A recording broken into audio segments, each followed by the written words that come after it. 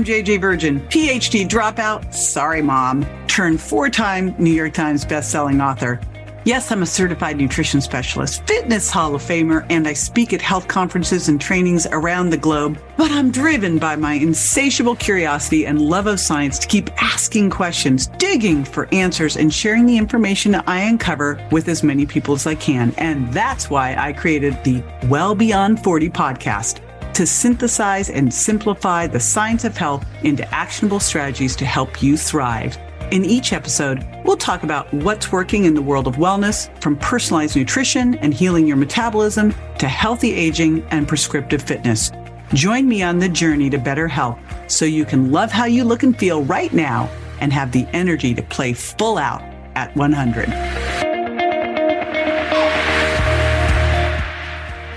I have such a crowd pleaser with me today. I've got my buddy, Dr. David Perlmutter. When I think about being well beyond 40, and for me, it's really, what do I want to be doing in my 70s, 80s, 90s, 100s? One of the things I want to be doing is hanging out with Dr. David Perlmutter and his wife, Lise, who we've gotten to know really well and are just phenomenal people. And what we're going to be talking about today really ties right into that, because the big idea of you've got to be metabolically healthy too, whether it is lose weight, have great brain function, be able to exercise. It all comes down to metabolic health. And what we're going to be talking about today with uric acid really is like one of the first things that you can start to see issues with, that you can make a change with to impact your metabolic health, so that all the other issues you hear won't be a problem. Let me tell you a little bit about Dr. David Perlmutter. He's a board-certified neurologist and a 5 times New York Times bestselling author. #1 on the New York Times with Grain Brain. I think over 1 million copies of that now have been sold. He serves on the board of directors and is a fellow of the American College of Nutrition. And again, his book, Drop Acid. We're going to be talking, we did a podcast on that. I'm going to link the podcast. I'm also going to link our other podcasts and the free ebook he has for you that I'm going to put at jjvirgin.com/uric acid. And also how to test your uric acid, how to get one of those little gadgets that are really inexpensive so you can do this at home. You know how much I love measuring and monitoring things so you can make a big shift. So you'll be able to get that as well. He wrote the book on this, literally, called Drop Acid. And what you're going to hear here, man, if I was redoing my Overcoming Weight Loss Resistance seminar now, uric acid would be right at the key here of things that you need to look at that can create weight loss resistance. So I live in Florida near Dr. David Perlmutter and his wife. He received his MD degree from the University of Miami, and he now lives over in Naples a lot of the year. And then some of the year he's out on his boat and fishing. He has written tons. Besides all those books that he's got New York Times for, he's also written a bunch of research papers. He's been published extensively in peer-reviewed scientific journals, including the Archives of Neurology, Neurosurgery, and the Journal of Applied Nutrition. He lectures all over the place as well, Columbia and Harvard and Scripps Institute, and most recently at one of the events that I helped host, which is the Transformation Leadership Council. We had a ton of fun out in Mexico together, even did a sweat lodge. So cool. So I am super excited about bringing Dr. David Perlmutter back on the show. He also has an amazing podcast called the Empowering Neurologist Podcast. You'll definitely want to check that out. We'll put all of that again in the show notes at jjvirgin.com/uric acid. All right, I will be right back. Dr. David Perlmutter, stay with me. Dr. David Perlmutter, welcome back. I'm so happy you're here. I'm delighted, JJ. To spend time with you is always an honor. We've had a lot of good times lately in real life. I love just moving on. That brings up the topic, because here it really is. You look at this and go, okay, I'm about to turn 60 here, counting days down.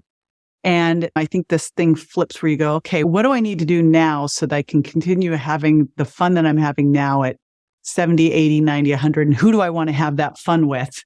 That's really where I'm taking this podcast with the new title, Well Beyond 40, is what are the things that we need to do now to ensure that we can be living our best life into our 70s, 80s, 90s, 100, like my mom golfing at 93. Like, you've done so much great groundbreaking work over the years, but I especially love all of this information now digging into uric acid, because I feel like Yeah. this has just been this little marker on a lab test that's basically been ignored. It's true. And people are asking me, how did you get to be the guru of uric acid? And I was thinking about that. I'm not the guru of uric acid. A guy named Richard Johnson, I think, is. I love Rick Johnson. He is. He gets the credit. In fact, I dedicated my book to him.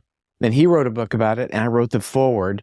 So he gets the credit. And briefly, how that happened was I was running one day, and I was listening to a podcast, and he was on it, and I was thinking, well, this is amazing information about uric acid. So I did twice my run because I didn't want it to stop. Anything dealing with metabolic health is going to be really interesting for me. Yes, as a neurologist, that maybe is a stretch, and we'll work through that in just a minute. But in general, when we look at why people are not well after 40, what is it that's bringing people down? It's basically mostly the metabolic, chronic, degenerative conditions. So we have to focus on metabolism. And we know that, well, blood sugar is important, insulin sensitivity, that's important. Blood pressure control, our body weight, and even our blood lipids, these are all, contributors to metabolic health. There's a new sheriff in town, and it turns out it's uric acid. And maybe that's raising some eyebrows amongst your viewers, and it raised my eyebrows as well, because we only learned about uric acid in the context of two things. That would be gout and kidney stones, and that was it. End of story, lecture over, here's the drugs, move on. And brand new information lets us understand that we have a new tool as it relates to metabolic health, and that is controlling the uric acid.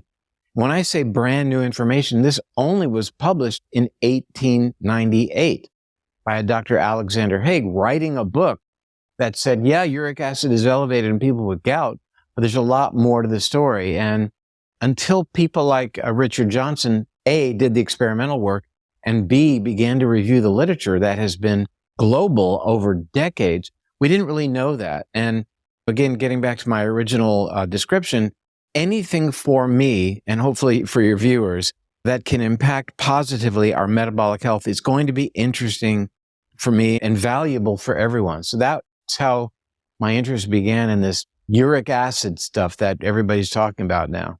Let's start from the very beginning of it, because again, I think for most people, it's you get your blood panel. It's not one of the things you look at unless it says high. And for most people, it's not going to say high.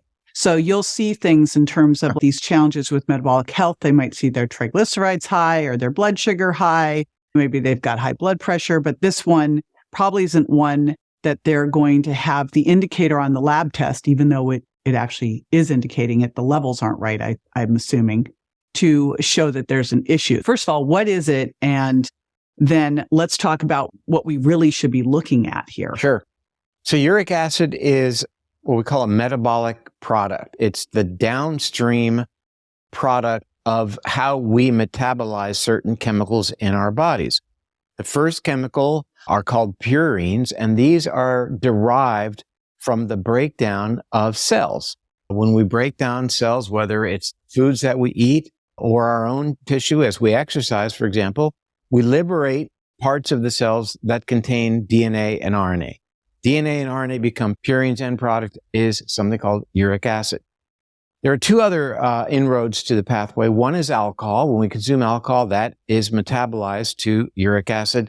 And the last one is by far and away the most important and unfortunately most neglected, and that is the fructose that is in our diet, dietary fructose. It's a type of sugar. Yes, the name is derived from fruit sugar, fructose, but it doesn't mean that fruit itself is a threat. It's the fructose that's in more than 70% of the processed foods that we consume, either fructose, form of high fructose corn syrup, or a derivative, but also fructose in many of the beverages that we consume as well, even fruit juices. We had an interesting experience 2 days ago. My wife and I went out to breakfast, and a couple sat next to us. We were outside, beautiful day, nice, and it was windy and beautiful, and this couple sat down, and one thing led to another. We were talking about health, and the woman said, "We don't consume sugar at all." And she's drinking juice. Well, it wasn't just the 16-ounce glass of OJ, 36 grams of sugar, I might add. But they each got for breakfast French toast, maple syrup, and I think hers had Nutella and chocolates. I don't know. but they don't eat sugar. No, there was confectioner's sugar on it as well, but they don't eat sugar. No, there was confectioner's sugar on it as well, but they don't eat sugar. We were talking, I said, you ever concerned about diabetes? It's so common. And they said, no, we have our blood sugar checked every year. The doctor hasn't said anything about it. It's not like pregnancy, whether you is or you ain't. Right. It's a scale. It's an analog scale. But anyway, for another time. The underrepresented player in the uric acid story is fructose. Fructose is metabolized to uric acid. It's a signal to your body to get ready for winter. Now, what do I mean by that? In our primate days and early ancestral days, we would consume fructose in the form of ripened fruit in the late summer and in the early fall. And that would cause our bodies to know that winter was coming and we had to make and store fat. And it was a survival mechanism. The way it works is uric acid is the messenger molecule. It turns down our mitochondria so we burn less energy, and it stimulates fat production while it saves fat for fuel. Now, that was a survival mechanism in our primate ancestors and then early humans until quite recently allowed us to survive during times of food scarcity. We generally don't expect to have food scarcity in our lives right now, and yet, day in and day out, by our consumption of fructose, we're triggering this mechanism that says, hey, become insulin resistant, raise your blood pressure, make fat, store fat, don't burn fat, will ratchet down your energy utilization because winter is coming. What I mean by that, it's winter of when we don't have access to food. We have food. We don't need to be activating this mechanism. So let's turn that signaling pathway off, or at least down, by getting our uric acid level under control. And job one, ask yourself, how much fructose are you consuming? If you eat an apple a day, not a problem. That's 5 grams of fructose. If you're drinking a 12-ounce glass of orange juice a day, that's 36 grams of sugar. That's like a Coke. Call it what it is. We love orange juice. I live in Florida, like you. You can't go out to breakfast where they're going to sneak up behind you and pour you a glass of orange juice if you have your eyes open. But you tell them no. Everybody says it's a natural food. No. Cartons of OJ don't grow on trees. They weren't there for our hunter-gatherer forebears to gobble up and consume, whether it's orange juice or apple juice or Mr. Pibb or whatever it is. We love it because it's sweet. We gravitate to sweet foods because it's our survival mechanism. It makes us fatter, which is a survival mechanism, but not today. So it's a conflict between our genome and our body's physiology with our current environment. It's an evolutionary environmental mismatch. And that's how it plays out. So we have to use our prefrontal cortex, our smarts, and say, what is my uric acid level? Number one, what did my doctor find, or what do I know about my uric acid level? I tested it at home. And now how do I fix it? Couple questions around this. You mentioned those people and you said the people dining next to you had, their blood sugars looked fine. And as we chuckled, because we know that story, your blood sugar looks fine until you hit that number that you can now be considered diabetic and get treated for it. But you did not wake up one day diabetic. This was a process to get there. And there's signs all along the way that we don't look at, like fasting insulin, like doing an insulin glucose tolerance test, like looking at hemoglobin A1C, like wearing a CGM that would have showed you these things, or maybe a triglyceride to HDL ratio. Where does uric acid fall in looking at these things? Is uric acid, looking at the levels correctly, a good early predictor of challenges? 100%. And I don't know where you want to begin, but let's begin by looking at this over time. Let's look at a study that was carried out published in the Annals of Rheumatic Diseases, where they took, I think it was 1,200 individuals. They followed them for 12 years. And at the beginning of the trial, actually 1,600 people, beginning of the trial, 12 years long, they measured their uric acid levels. And then every 2 years, they would do a neurocognitive examination. In other words, how well is your brain working? And then they came back, and after 12 years, some people probably moved away or whatever, but they still had they had 1,600. They started with a higher number. And they wanted to compare their cognitive function with what was the original uric acid level at the time we began our study. And what they found was really quite remarkable. In looking at the highest group of uric acid compared to the lowest group, risk for dementia was increased about 80%. Risk for Alzheimer's specifically was increased 55%. And risk for what is called mixed dementia or vascular dementia was increased in the highest uric acid group, 165%. So my point is, this is predictive. This is looking forward as to what this uric acid level elevation in your body right now is going to set the stage for. There is similar data that looks at all aspects of the metabolic syndrome, whether it's hypertension or overweight or dyslipidemia and insulin resistance. And there are just countless what we call association studies, but we've seen elevated uric acid in association with diabetes and obesity and hypertension for an awful long time. In 2013, in a collaborative study between researchers in Japan and Turkey, the title of their study was Uric Acid in Metabolic Syndrome from Association to Being a Central Player, or from they called it innocent bystander to a central player, meaning, yeah, we thought it was an innocent bystander, just you happen to have high uric acid and you're hypertensive. But they began to tease apart the fact that no, it's causing the problem. And since that time, interventional trials have been carried out where they take people who have metabolic syndrome, for example, and they put them on uric acid lowering drugs versus placebo and watch them improve. One study actually gave men metabolic syndrome by having them consume, who knew what, 200 grams of fructose a day. That sounds like an awful lot, but there are plenty of younger adults who are consuming that much. Yeah, what's that? A more. Couple super big gulps or something? Yeah, I know. And you're going to want more because you had left anyway. Right. And what they found was that in the non-interventional group that didn't take the uric acid lowering drug, more than 50% had developed metabolic syndrome in 2 weeks. So the point is that, yeah, we've seen the associations for an awful long time. Now we're seeing prospective studies and interventional trials that say, hey, this uric acid is far more than your grandfather's kidney stones or gout.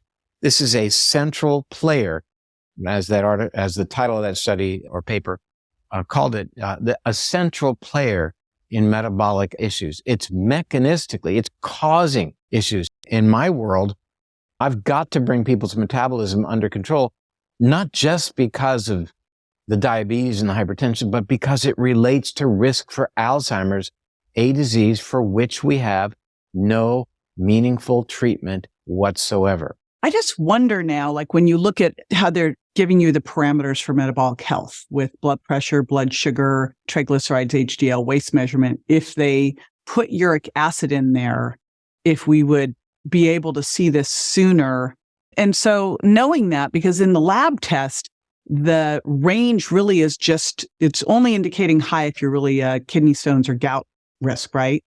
That's right. That number is 7 milligrams per deciliter. In other words, I went to my doctor and she told me that my uric acid is fine. Let's say that's the message you get. Let's dig a little deeper. Call back. What was the number? Again, the doctor said it's fine. It's in the normal range. Yeah, it's in the range. In range, right? Means you're average. Who wants to be average? If you want to be well beyond 40, average isn't going to cut it. Average health in America is not great. Let's face the music. We expect that by 2030, that's in the distant future, isn't it? 50% of American adults will be not just overweight, but obese. We have right now 86 million Americans either diabetic or pre-diabetic. 90% of American adults is metabolically compromised, meaning only 10% of American adults is intact from a metabolic perspective. And we can do better. So we need to be not thinking of what's in the normal range, what's ideal. That number 7 in your uric acid test is the level above which, in most people, uric acid will precipitate into crystals. These crystals are related to gout in your joints, but oddly enough, as fate would have it, new research shows that these crystals form in your coronary arteries and in your prostate gland. Crystals are not a good thing, and beyond the metabolic signaling of uric acid, even the crystal formation as they precipitate above a level of 7, that's a big deal. High uric acid threatens kidney function, leads to hypertension through multitude of mechanisms. Maybe we'll have a chance to talk about that. The real question then becomes, all right, we want to be well beyond 40. What's ideal? What's optimal? And the number is 5.5 milligrams per deciliter. But here in America, just remember 55 and stay alive, or whatever you want to, however you want to spin And is that this. the ideal, or is that you don't want to be any higher than that? You don't want to be higher than that. Lower than that is fine. There's no bottom. Anything over 5.5, you're starting to get on the upslope of risk for cardiometabolic diseases. And I just want to say parenthetically, I'm beginning to object to the term cardiometabolic diseases, because we throw that around because it embraces things like hypertension and insulin resistance and all that stuff. What about the brain? Neurometabolic diseases. What about the liver? Hepatometabolic. It's metabolic disease. Yeah. It's not unique to the heart. I can assure you of that. So the number you want is 5.5. And it's step one, get the fructose out of your life. I think the big challenge people have is they then go, oh, no fruit. And that is not at all what we're saying. We're saying don't unwrap the fruit, turn it into a soda, right? And just leave the sugar there and get rid of the fiber. But I think 2 pieces of fruit a day is an important part of the diet. And I would respond to that by saying you're exactly correct. Why? Because think about it. You can't slug down an apple or an orange, but you can chug Coke or orange juice or apple juice, same thing. And that overwhelms your small intestine. Any delivery to the small intestine above about 5 grams of fructose then overrides the small intestine's ability to deal with that. It goes to the liver, and then we start this cascade. It threatens the liver with respect to non-alcoholic fatty liver disease, leads to uric acid production. We've talked about why that's an issue. You eat an apple, first of all, that may have 5 grams of fructose in it if it's a big apple, and you're chewing it slowly. You're getting vitamin C, which increases uric acid loss in the urine, and the fiber slows the delivery of that fructose to your small intestine. The point is, eat the apple a day. Looking at tens of thousands of people who've completed what's called food frequency questionnaire, meaning what do you eat over time, that the uric acid levels are a little bit lower in those who consume a little bit of fruit each day. A couple of pieces of fruit, have at it. What a treat. But vegetables as well. You want to think about that. There are some vegetables that are high in purines. And if you go on the websites of the very famous clinics here in America, this or that clinic, they'll say avoid purine-rich foods. They don't do the work because purines make uric acid. But okay, that's interesting. But does eating broccoli raise my uric acid and it's high in purines? It does not. It actually lowers your uric acid. So the big issue that you're not seeing on those websites is fructose. You might wonder why these very famous clinics don't irrigate sugar the way that they should. And that might be the subject of another podcast. Yeah, I was going to say, there sounds like there's money involved.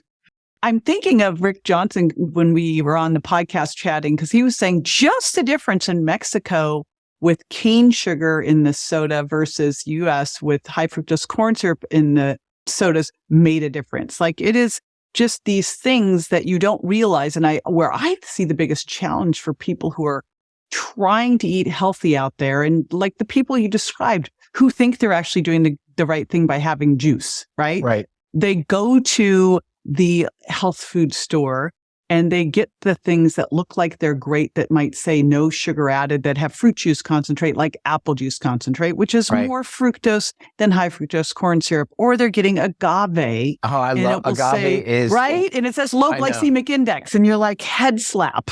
And it's not just agave, but it's agave nectar. How could you argue with something called nectar? I know. It sounds close to godliness. Drink of the gods.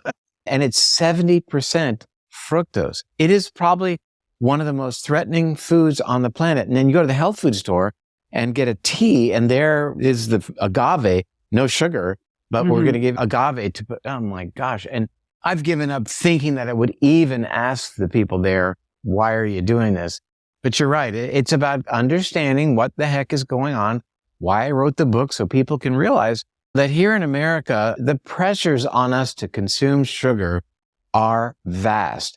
And there are very aggressive forces out there that are keeping us from the truth, that are supportive of the corn growers, such that there's an outlet for corn, aside from just giving it to cattle and making the 10% ethanol for our fuel.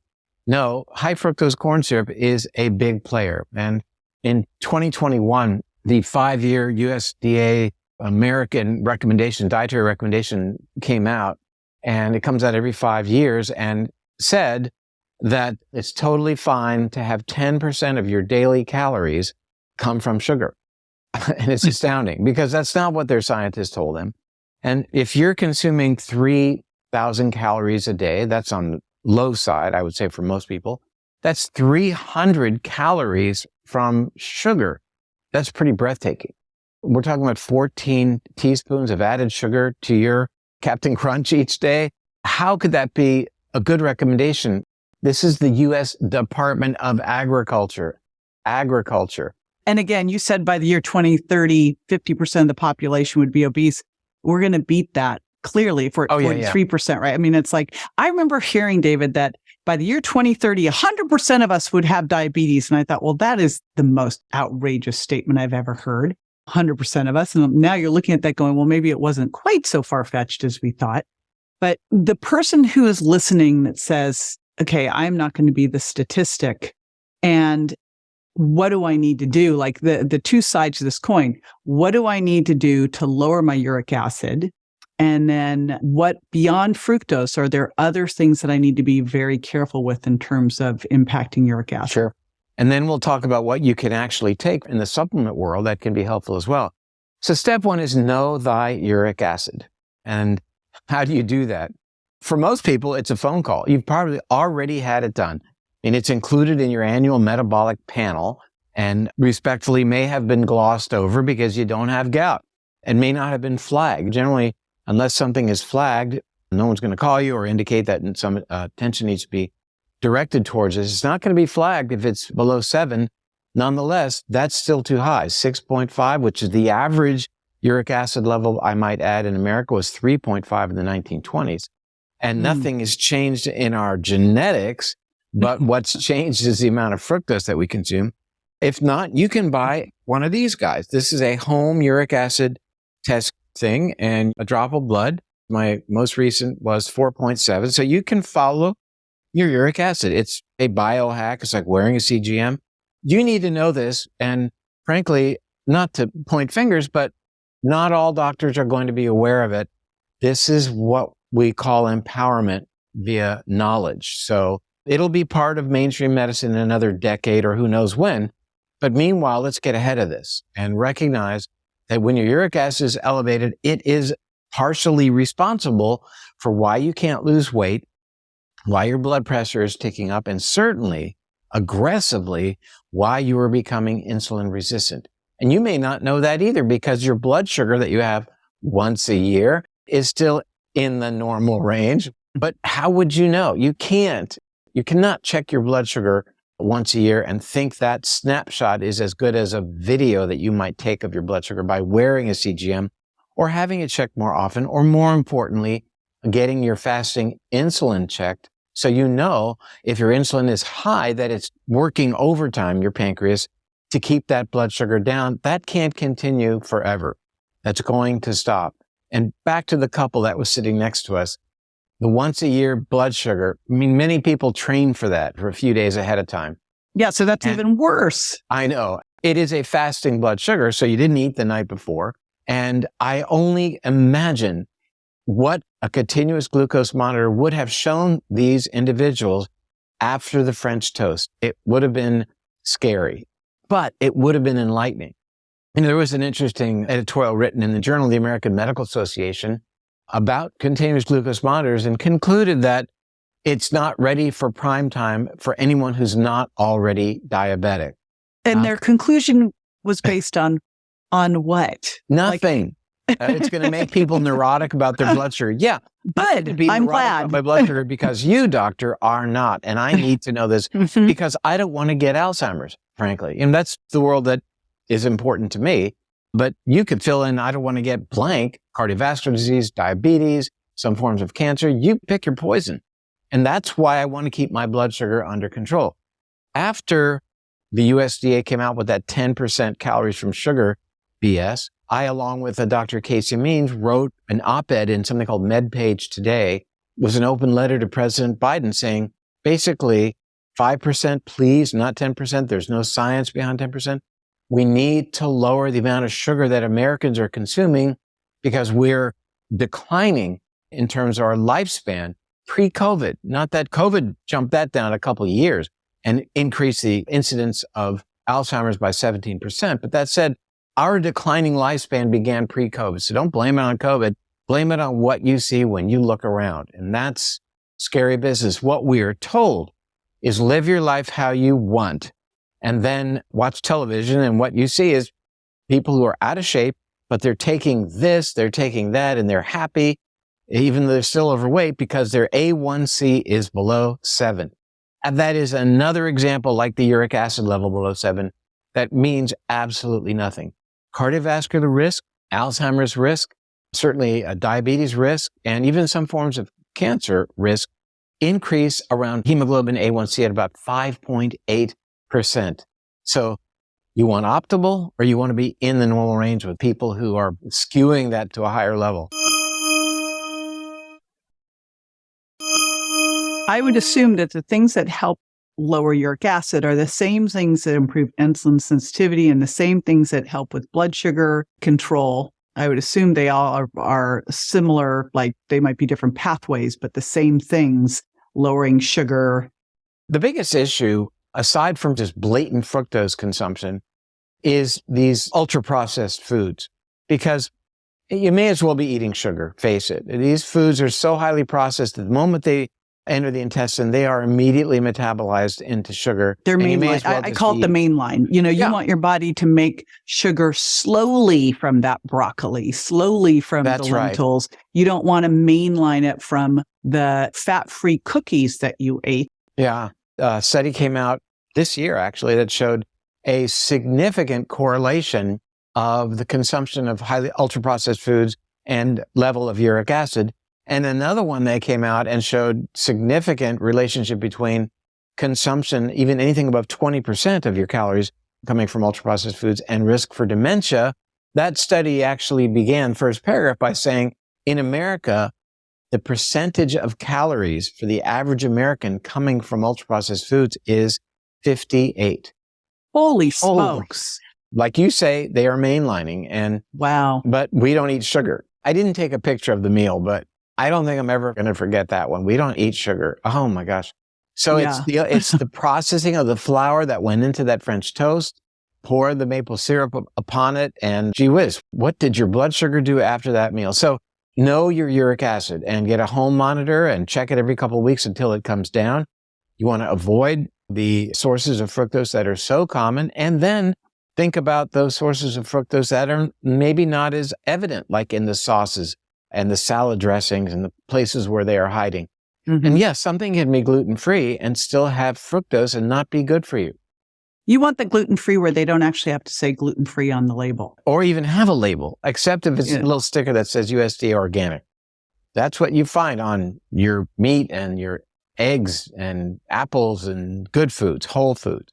So becoming very aware of where sugar is sneaking in, and kind of my rule for ultra-processed foods, how do you know it is? Because it's like I always say, all food we're getting at this point, you don't have a garden and you probably don't have a cow and some fish out in your yard. You do. You're the unusual humans. I know. But I'll take that either way, and I don't mind. I think at this point, unusual is good. But something had to happen to that wild salmon before it got into my house. But what I'm really looking at as a key sign is that food that you eat that should have been satiating when you had that amount. And nope, you eat it. And what do you want? You want more. And that's the ultimate benchmark of an ultra-processed food is it is not satiating. Right. That's for sure. And that's a survival mechanism because all of a sudden your body says, oh, we just discovered something sweet. Keep eating. So leptin is a satiety hormone. It's blocked. So you're not benefiting to know when you should push away from the table because suddenly your brain says, we've just identified a source of calories that are going to make us fat. Don't stop. That's why you have to keep eating. And if there are carbs in your meal, refined carbohydrates, good luck saying no to the dessert. You are lit up. Your brain is saying, wow, we've got the key to survival here. And so bring on the key lime pie or the tiramisu for that matter. But if there are very few processed carbohydrates in your meal, and to enhance leptin functionality, you've added fat, then dessert is like not a thing. Everybody struggles with dessert. And it's very clear to me that you set the stage for dessert based upon what you eat. I did a podcast yesterday with the Wild Fit group, and we talked about, did you get baked salmon or did you get salmon fettuccine? And your response when it's dessert time is going to be very different if you got the baked salmon and with a side of broccoli and a lot of olive oil versus the salmon fettuccine. It's night and day.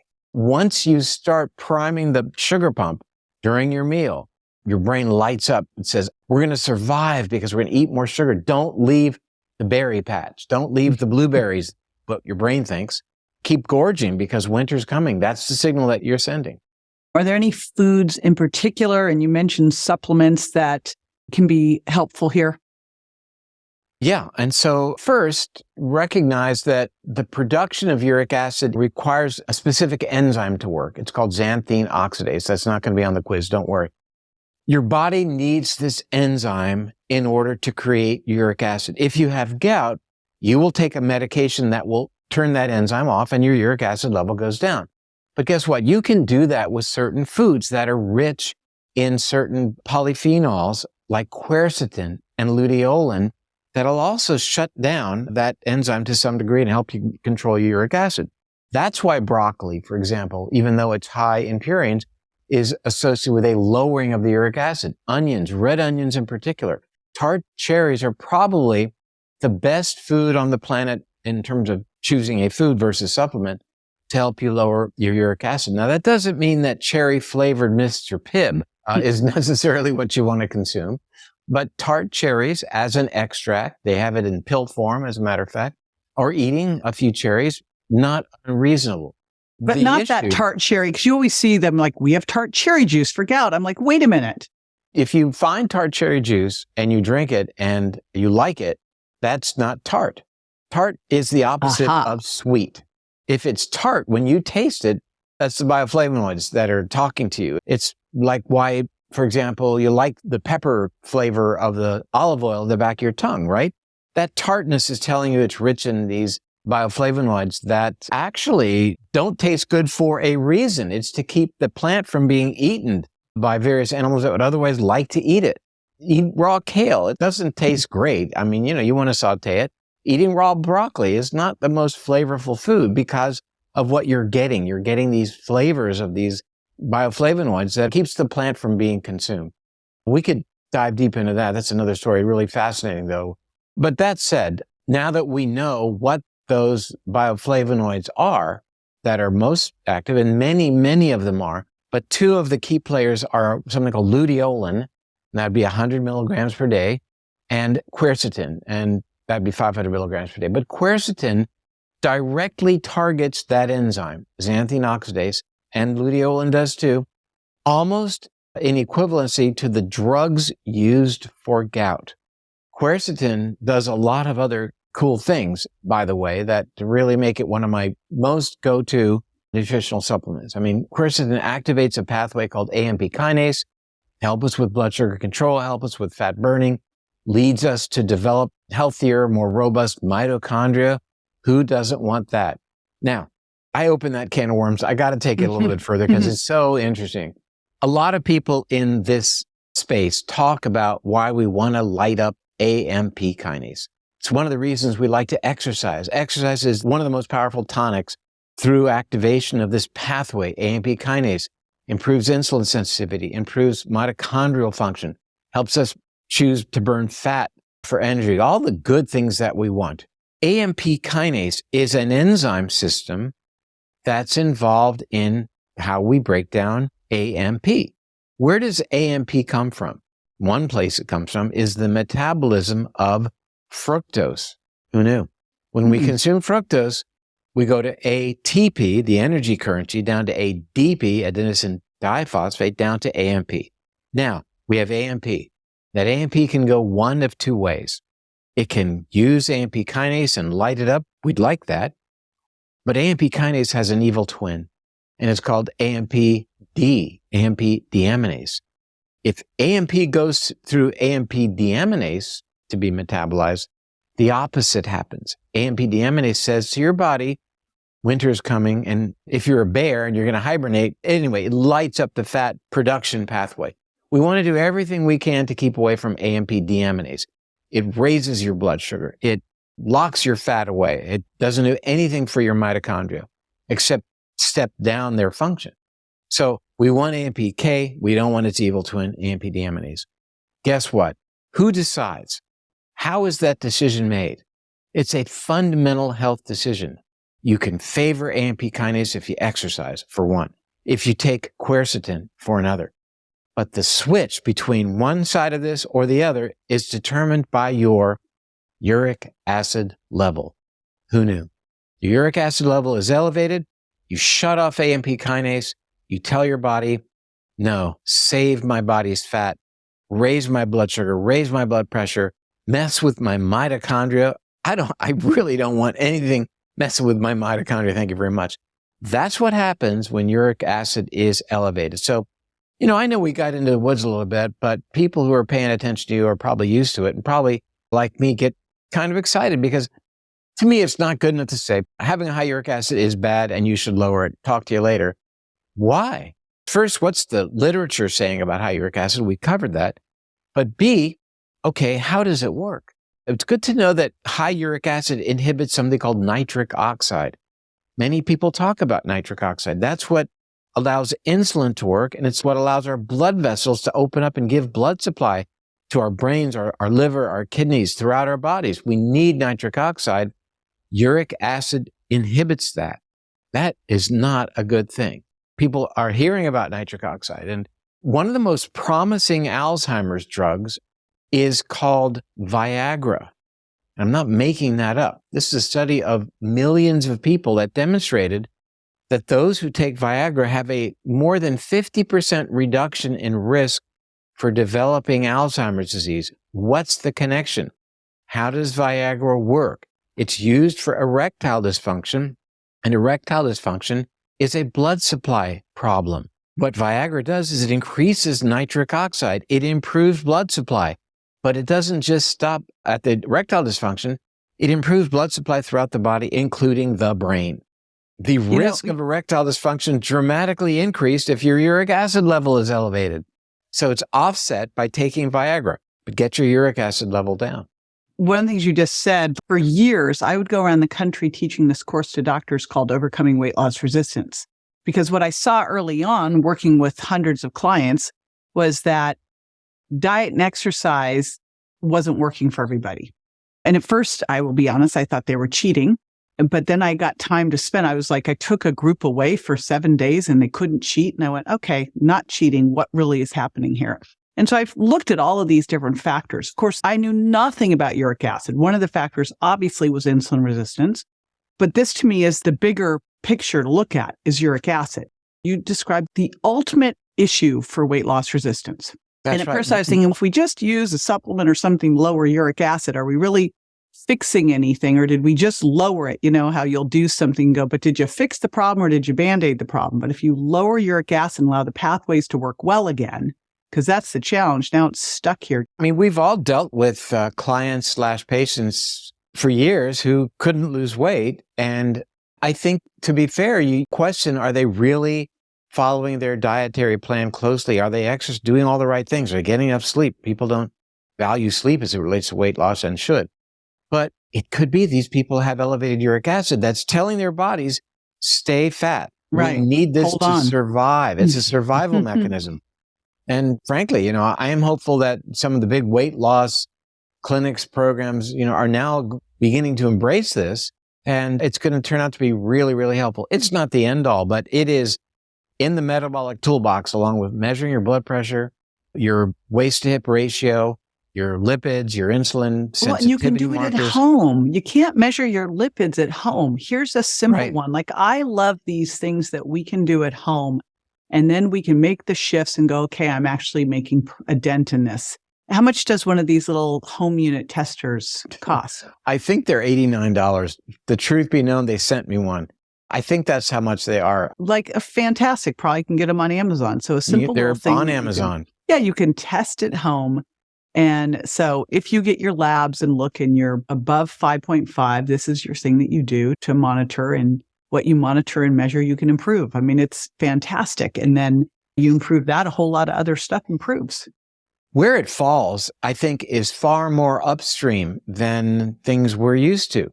When you're looking at your blood sugar or, let's say, fasting insulin level, and it's elevated, you're already in a bit of a pickle. So the uric acid predicts those things well in advance. So it's further upstream in terms of getting us out of the river. Desmond Tutu said, did I give you that quote? Desmond Tutu said that it's important to pull people out of the river, but much more important to find out why they're falling in. And so it's more upstream. It can predict insulin resistance, elevated blood sugar, elevated blood pressure, and difficulty with weight loss. So it predicts these metrics that we're used to looking at. And I love that. I mean, I love being ahead of that. And for me, in the world of Alzheimer's, anything that we can do that can keep people intact metabolically is very much upstream long before they start to have signs of cognitive impairment. We don't have any drug for that. And I know people are thinking, well, gosh, I heard there's a new drug out. Let's be clear. Those results showed minimal effectiveness and a pretty dramatic increased risk of small hemorrhages in the brain and areas of brain swelling or edema. Not a good thing. It's like, to me, when we look at metabolic health, I'd probably put this with a waist circumference, do this early on. And you just listed 2 supplements that are inexpensive to get and easily accessible.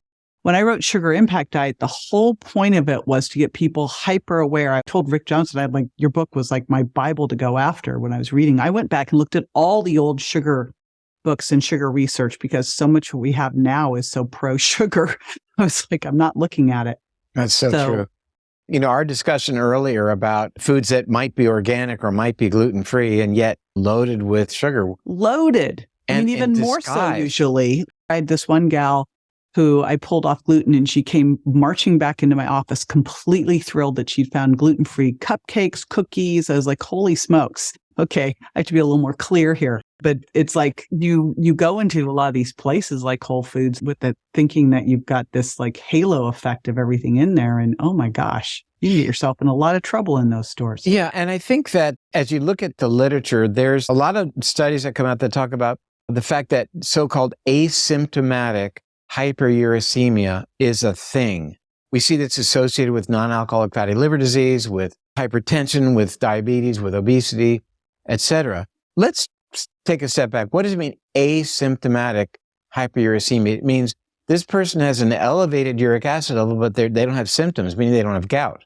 So but they have these other things going on, aren't those symptoms? But they just happen to have, hypertension or obesity or erectile dysfunction, diabetes. So I think that we need to get to a place of recognizing that these are symptoms. It doesn't just happen to be elevated. I'll give you another example. We've known for years that high salt consumption is something we see in diabetics. It's something we see in obesity. And it was sort of like, well, that's interesting. And even high serum sodium levels, slightly higher, the body's very, very sensitive to that, are seen in correlation with these issues. Now we know it's not in correlation, it's causative. High levels of sodium is a signal to your body that you're dehydrated. It's exactly what's going on. If you're dehydrated, you're not drinking enough water, the signaling is that your sodium level becomes more concentrated and your brain registers that and tells your body to start conserving free water. So you send out a chemical called antidiuretic hormone and you conserve water. It's interesting because we don't know what else might be a mechanism here and what then is the association of those things I just mentioned. Why do we have high salt in obesity and in diabetes and hypertension? Turns out that when the body senses it is dehydrated, it activates a pathway that turns our blood sugar, glucose, into something called fructose. Who knew? I know. When I heard that, I was like, I cannot believe that this can happen. We have the polyol pathway, uses an enzyme, won't be on the quiz, called aldose reductase, that's sensitive to elevation of sodium, such that when we are sensing that we're dehydrated, our bodies make more fructose, make more uric acid, and make more fat to save us from being dehydrated. But how does that work? If I can't find water for months at a time and our water resources are dwindling, why wouldn't I have a signal that raises my sodium and makes more fat? That'd be about the last thing I would need. And again, when we have body fat and we're metabolizing that, we make two things. We make carbon dioxide and water, metabolic water. So fat metabolism creates water in our bodies. That's why the camel has a hump and can go 3 weeks across the desert and not drink water. The hump isn't full of water. There's no thermos in there or whatever. It's fat.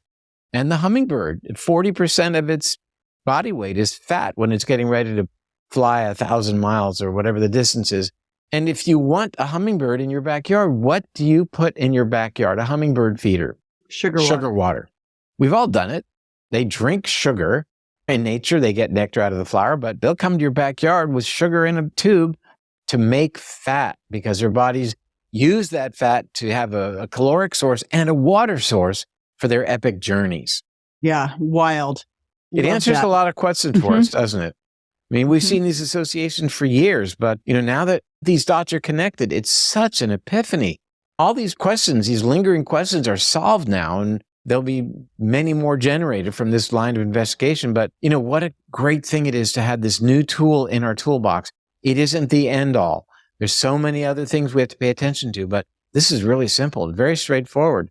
And I suspect that we may in the future, along with measuring our glucose continuously, be able to have input into our smartphones of what our body's uric acid is at any given moment. How cool will that be? Yes, I can't wait. Hopefully that's fairly close by. But meanwhile, you can get one of those little machines on Amazon and prick your finger. And I also am going to put the link up at jjvirgin.com/uric acid so that everyone can get your ebook on this. You also have the book Drop Acid. We'll put a link to all the books and all the times you've been on the podcast here. Great. Make sure you grab that ebook at jjvirgin.com/uric acid. And we'll put a link to getting the little uric acid tester too. And I'm going to go test Tim's uric acid later too. Now that you've said it, I was like, wonder what his is. I would imagine it's pretty He's good. so patient. That's the thing. He'll let me do whatever too. Like I'm like running all these labs and things on him. Of course, I don't know if you knew the story. Did it happen after the fact? Yeah. After we were with you, we went on a trip with Mary Morrissey and Joe Dickey. We're on a cruise and I get back his stool test that finds out that he's got a sky high anti-gliadin IgA. And I'm like, honey, I'm like taking the sourdough bread out of his hand. He's like, I'm on a cruise. So he is very patient and allows me to do all of these things. We're about to go get another DEXA. I want him to play full out at 100 with all of us. We should reserve that place already.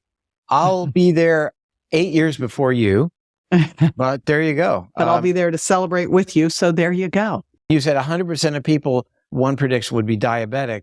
And maybe it's 99.99% because it's not going to include you, me, Lise, or Tim. Exactly. And then a few other people that we know. I think Roxanne and David too. Yes. Yeah, that's for sure. We're creating the tribe of it. And everyone listening, you should be in the group too, because now you've got this information. So thank you again so much. It's always so amazing to be with you. I love you to the depths of my heart. I will say that you just brought something up that is interesting. Maybe we think about a group and we just keep this group going for decades.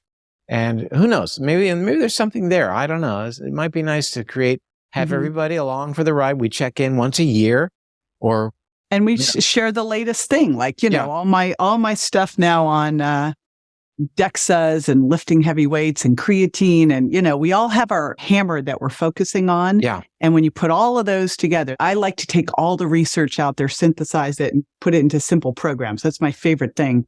And I see the researchers siloed and I'm like, no, we got to get all this information together. Then you kind of realize, hey, when you're looking at uric acid, those things are actually symptoms, right? That's how we get those things put together. And let me just say one other thing, a thought that occurs to me in closing, and that is that your viewers, and certainly my viewers over time, may say, gee, a couple things. Why didn't you tell me this before? Or this is a little bit at odds with what you told me 10 years ago.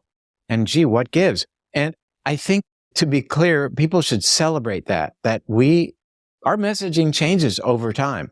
That's a good thing, because in this world that you and I live in, nothing's in stone. Things change, science changes, and our commitment is to stay on top of that science and bring everyone who will listen this latest, greatest, best information. So the messaging will change with time and be ready for it. So there you go. And by the way, if someone isn't doing that, that's when I get concerned. You've got to continuously be evaluating everything. Someone told me once, critical open-mindedness. I'm like, okay. I'm there. I'm going to remember that critically term. Open-minded and really look at all these things, because it's easy to fall in that trap and go, this is what I believe, so I'm going to find everything that fits that paradigm. And that's not the approach to take. That's right. I mean, the best example for me was in medical school, we were told that brain cells were terminally differentiated. Fancy term means basically you get the maximum number of brain cells that you're ever going to have at age 18 to 20 years of age. That's it. And for all of us, we're on the skids thereafter. And then, every beer you drink is 20,000 brain cells, all that stuff. Man, I got nothing left. But the point is that the notion that we had the ability and that our brains were always repopulating with new neurons would have been considered blasphemy in those days. You wouldn't even talk about it. You would have been ostracized. Now it's common to talk about neurogenesis, how can you stimulate it, why it's important, etc. That's a 180-degree diametric opposition to the notion that we don't grow new brain cells. As a matter of fact, we do. Get over it. There's a lot of pushback when this doctor came out with this publication in the journal Nature, and it took him, I think, 6 or 8 journals to get it published because they rejected it. They just said, yeah, we know it occurs in rodents. We know it occurs even in primates, but not in humans. That's just not in the cards. Matter of fact, it does. So get over it. There's new things. We don't know everything. Good, because we're just going to keep getting smarter too. That's for sure. There you go. All right. Thank you again and again, everybody. jjvirgin.com/uric acid. All right. Thank you. Bye. Be sure to join me next time for more tools, tips, and techniques you can incorporate into everyday life to ensure you look and feel great, and more importantly, that you're built to last. And check me out on Instagram, Facebook, YouTube, and my website, jjvirgin.com. And make sure to follow my podcast so you don't miss a single episode at subscribetojj.com. See you next time.